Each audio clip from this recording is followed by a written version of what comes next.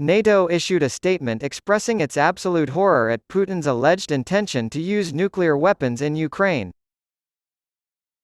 In a perverse warning to the rest of the world, a prominent anti-Putin activist has warned NATO leaders that Putin is creating the conditions for nuclear warfare to break out in Ukraine. To prevent Western leaders from arming Ukraine's military with modern weapons, the Russian president has been steadily raising the nuclear rhetoric and stakes. Putin told Russian MPs during a rambling anti-Western speech on February 21 that Moscow was withdrawing from the New START Treaty, the last remaining nuclear arms control treaty between Russia and the United States. The agreement to reduce the number of strategic nuclear missile launchers was originally signed on April 8, 2010 in Prague. Putin also made the unfounded claim in the same speech that some in Washington were planning to violate the 3-decade nuclear testing moratorium. Analysts immediately saw red flags over the comments, pointing out that this was a classic example of the Kremlin trying to deflect blame for its own actions by making them appear to come from elsewhere. However, veteran ex-Russian politician Andrei Sidelnikov argued that Putin's words hinted at more sinister plans. The plan to conduct nuclear weapons testing shows to me that they plan to use tactical nuclear weapons on the territory of Ukraine, he said, according to express.co.uk.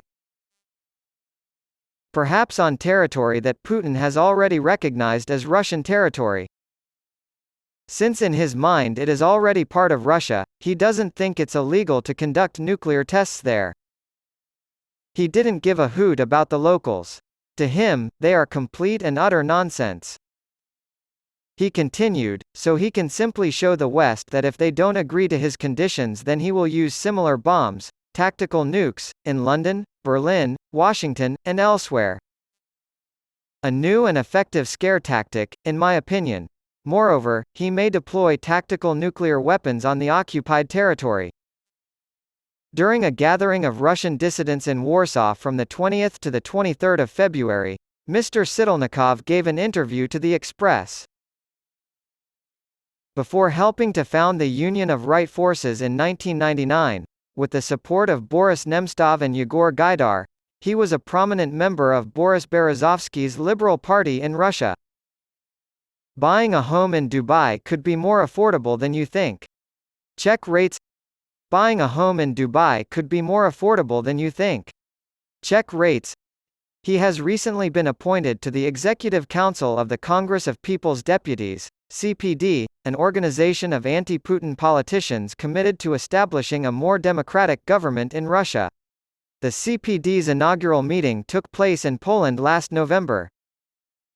The ex-politician further exhorted his countrymen to oppose Putin and his regime by any means necessary. He urged those who are able to fight and act as partisans to do so, while also urging those who can leave the country to do so if they can.